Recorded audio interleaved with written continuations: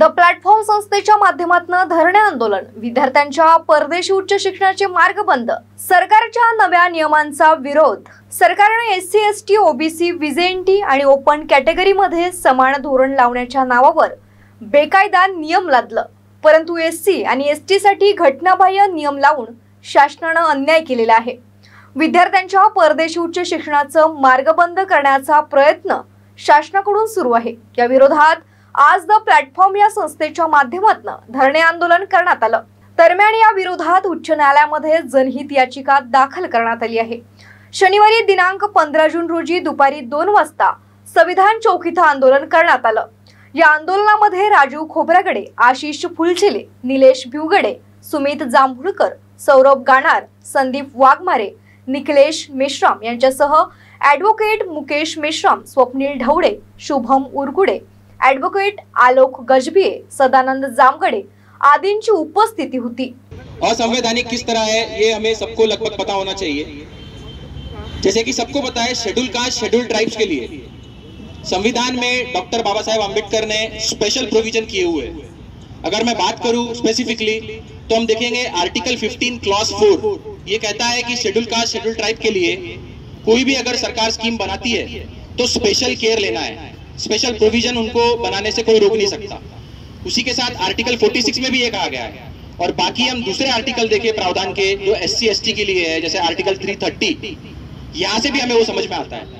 अरे ब्राह्मणवाद की छाती पर बिरसा फूले अम्बेडकर, अरे ब्राह्मणवाद की छाती पर बिरसा फूले अम्बेडकर, अरे मनुवाद की छाती पर बिरसा फूले अम्बेडकर, अरे जय जय जय जय जय भीम, जय भीम जय। ये आंदोलन करने का मेन उद्देश्य हमारा ये है कि महाराष्ट्र सरकार ने कुछ नियम लाए हैं फॉरेन एजुकेशन स्कॉलरशिप के लिए, जो नियम एससी, एसटी, ओबीसी, व्हीजेएनटी और ओपन के लिए भी है। और ये सारे नियम फॉरेन एजुकेशन स्कॉलरशिप में स्टूडेंट को किस तरह से कम स्टूडेंट जा सके उसके लिए है। जैसे कि फॉर एग्जांपल उन्होंने एक क्रीमी लेयर लाया है 8 लाख का। अभी क्रीमी लेयर वैसे तो ओपन के लिए होता है, लेकिन एससी में भी ये लगा दिया है, ये अनकॉन्स्टिट्यूशनल एक है रूल। दूसरा उन्होंने लगाया है कैपिंग लगाया है 30 लाख की। स्कॉलरशिप जो पहले मिला करती थी 60 से 70 लाख, अब उसको सीमित कर दिया गया है 30 लाख तक। 30 लाख में भी वो 12 लाख जो है वो सिर्फ लिविंग एक्सपेंसेस रहेंगे, यानी अगर फीस 60 लाख है, बच्चे को सिर्फ 18 लाख मिल रहे हैं। तीसरी बात ये है कि इन्होंने क्या किया है, इन्होंने 75% ये क्राइटेरिया कर दिया है। पहले क्राइटेरिया हुआ करता था 55%। 55% कुछ सालों से चल रहा था। स्टूडेंट को अगर 55% है, यूनिवर्सिटी में एडमिशन मिल जाता था फॉरेन के, तो उनको एडमिशन के साथ साथ यह स्कॉलरशिप भी मिल जाती थी। लेकिन अब उन्होंने ये कंपलसरी कर दिया है कि बच्चे को 75% आना ज़रूरी है। और ये बहुत मुश्किल होता है। कुछ बैकग्राउंड में कुछ जो इंजीनियरिंग बैकग्राउंड के स्टूडेंट हैं उनको 75 वगैरह मिल जाते हैं, लेकिन बहुत हद तक बाकी जगह 75 मिलना बहुत मुश्किल होता है। तो इस प्रकार के इन्होंने नियम लगाया है कि किसी भी तरह से बच्चा जो है वो जा ना पाए, उच्च शिक्षा ले ना पाए। तो इस प्रकार के नियम के विरोध में ही हमने ये आंदोलन लगाए हैं और हर जगह ये आंदोलन करने का प्लान है। फिलहाल नागपुर से शुरुआत की गई है।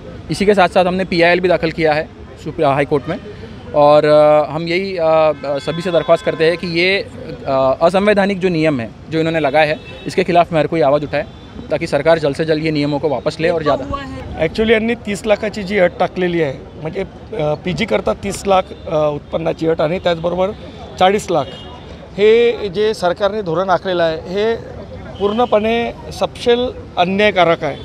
त्याचं कारण असं आहे की ज्यावेळेस आम्ही सरकारपर्यंत कोणत्याही शैक्षणिक विषयावर जात असतो त्यावेळेस सरकार वित्त विभागाचा हवाला देते आणि वित्त विभाग पैसे नसल्याचा हवाला सामान्यांना देत असते। पूर्वी ह्याच स्कीम्स करता म्हणजे परदेशी शिक्षणाकरता पूर्ण शिष्यवृत्ती मिळायची, त्यात शिक्षण शुल्कापासून तर निर्वाह भत्तापर्यंत पूर्ण द्यायचे। म्हणजे विद्यार्थ्याची फीस जर म्हणजे ट्युशन फी 65 लाख असायची तर 65 लाख सरकार द्यायची। आणि त्यानंतर आता जर पाहिलं तर त्यांनी 30 लाखावर आणलं, तर 30 लाखामध्ये तुम्ही केवळ 18 लाख देऊन राहिले। म्हणजे हा जो विद्यार्थी आहे जो शिष्यवृत्तीस पात्र आहे, ह्या विद्यार्थ्याला जर तुम्ही तोकडी अमाऊंट देत असाल तर कुठेतरी तुम्ही या विद्यार्थ्यावर अन्याय करता।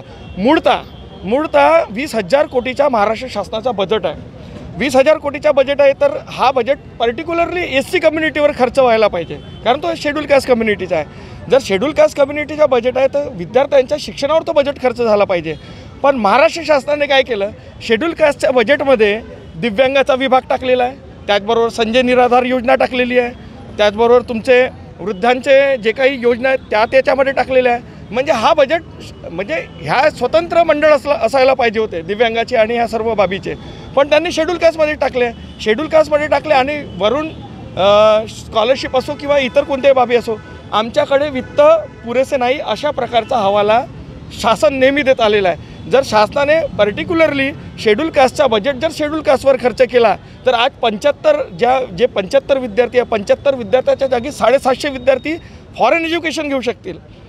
त्यांना फॉरेन एज्युकेशन घेण्याला कोणत्याही प्रकारचा वित्त अडथळा येणार नाही. पण शेड्यूल कास्टमध्ये ज्या पद्धतीनं दिव्यांग आणि संजय निराधार योजना ह्या सर्व योजना टाकलेल्या आहेत, कारण दिव्यांग हा केवळ अनुसूचित जातीचा नाही तर संपूर्ण दिव्यांग त्या ठिकाणी निर्णयात घेण्यात आलेले आहेत. तर मग हा दिव्यांगाकरता जो बजेट असतो तो वेगळा बनायला पाहिजे.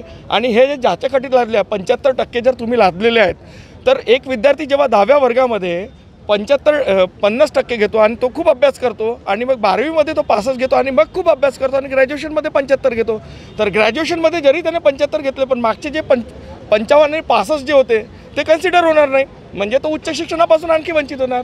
आणि हे हेतुपुरस्सर मी तर म्हणणार की शिंदे, फडणवीस आणि पवार सरकारने रचलेलं षडयंत्र आहे. आणि हे अन्यायकारक हे अन्याय अनुसूचित जाती जमाती आणि OBCच्या विद्यार्थ्यावर हे सरकार करत आहे. आम्ही नक्कीच जर सरकारने या विषयावर कोणतीही दखल घेतली नाही तर आम्ही त्यांना मताच्या रूपात आम्ही काय करू शकतो ते त्यांना आम्ही दाखवणार. आम्ही या संदर्भात संपूर्ण महाराष्ट्राला आवाहन केलेलं आहे. संपूर्ण महाराष्ट्रामध्ये आज ज्या प्रकारे इथे आंदोलन सुरू आहे तसंच मुंबई, पुणे, औरंगाबाद या सर्व ठिकाणी आम्ही आंदोलनाची भूमिका घेतलेली आहे. आणि त्याचबरोबर आम्ही PIL-सुद्धा टाकलेली आहे, जे न्यायालयीन लढाई सुरू आहे. आणि त्या न्यायालयीन लढाईमध्ये आम्हाला माहीत आहे की आम्हाला त्या ठिकाणी निकाल आमच्या बाजूने लागू शकतो, कारण हे सर्व असंविधानिक आहे. आम्ही त्या ठिकाणी न्यायालयाला निदर्शनास आणलेलं आहे.